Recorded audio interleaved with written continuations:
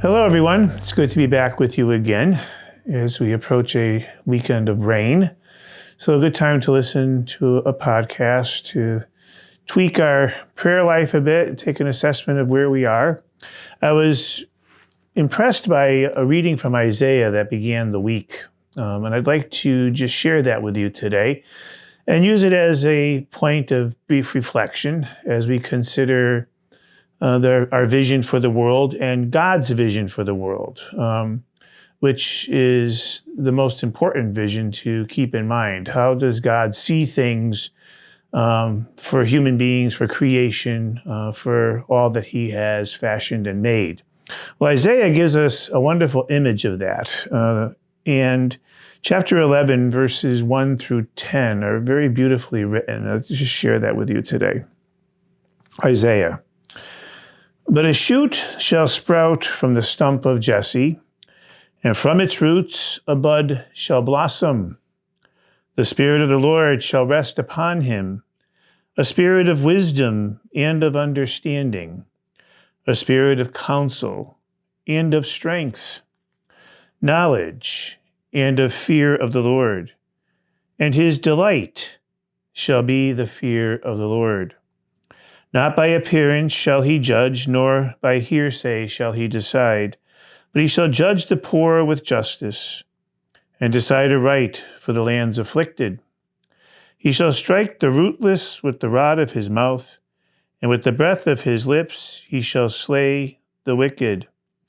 Justice shall be the band around his waist, and faithfulness a belt around his hips.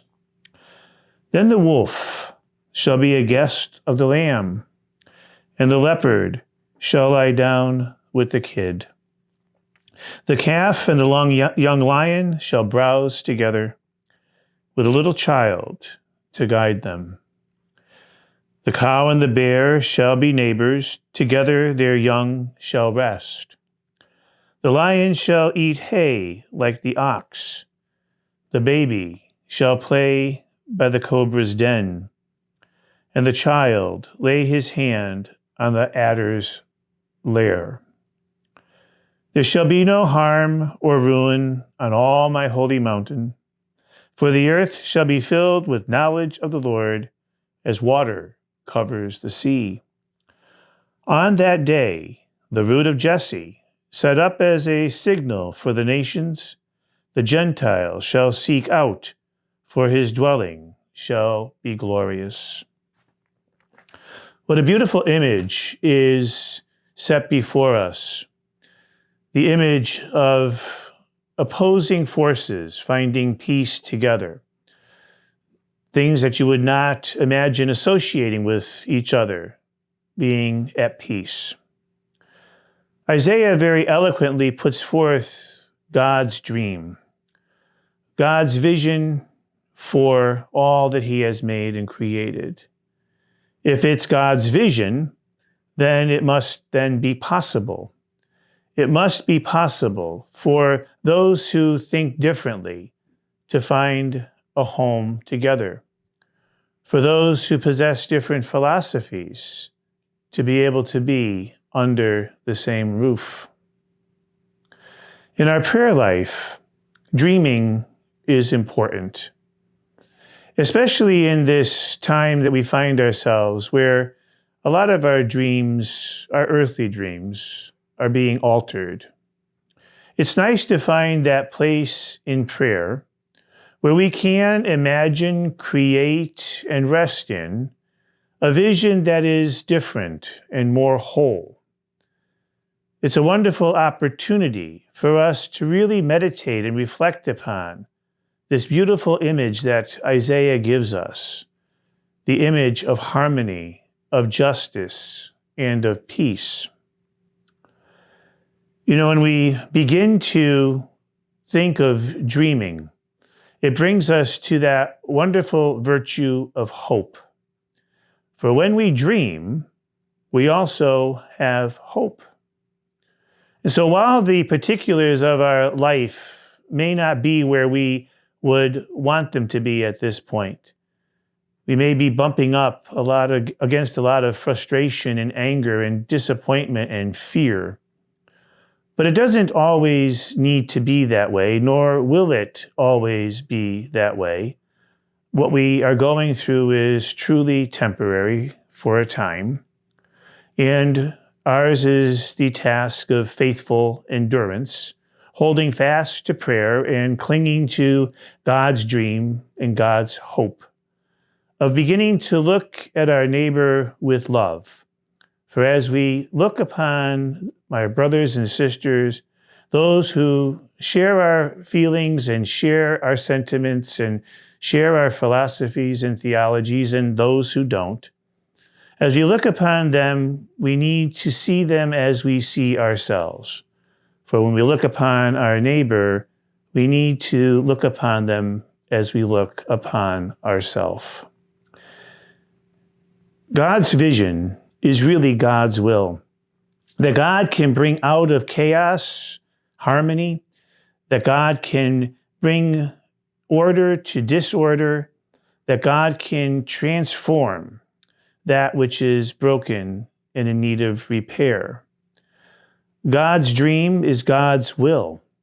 And when we buy into God's will, God's dream, we conform our will to His. And what happens is we allow God to begin to guide us, to lead us, and to befriend us. And we begin to see in that relationship with our Creator, the source of all blessing and of all life. We begin to see in our relationship with our Creator a blueprint for how we can proceed in bringing people together and living in peace and justice on this earth. It is in dreaming and hoping that we can begin to unite. We begin to stop judging and do more listening. We can begin to stop fighting and become more peace-filled.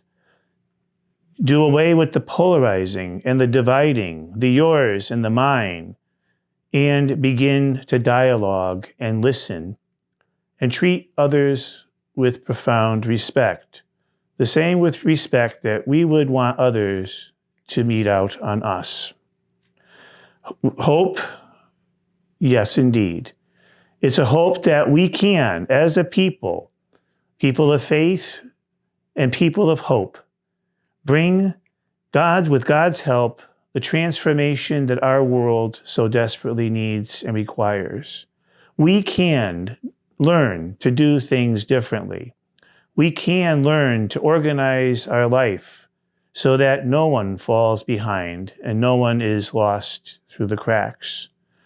We can learn to do away with violence and find other ways, other paths to conflict resolution and to peace. It is now time for us to dream, to hope, and to live as God truly intends us to create a vision that is based on God's vision, a vision where the wolf and the lamb find a home together, where those who are opposites are united, and justice and peace prevail. In your prayer this week, dream. Dream for yourself. Dream about those you love. Dream about God's planet. Dream about all your brothers and sisters. Let your imagination soar and your hearts be filled. And indeed, know that God is with you as your guide, leading you and befriending you. You are not alone. And this unsettling time is simply just for a time, as all will one day be made whole when God's vision and God's dream is actually fulfilled. God bless you. Have a wonderful week. Bye now.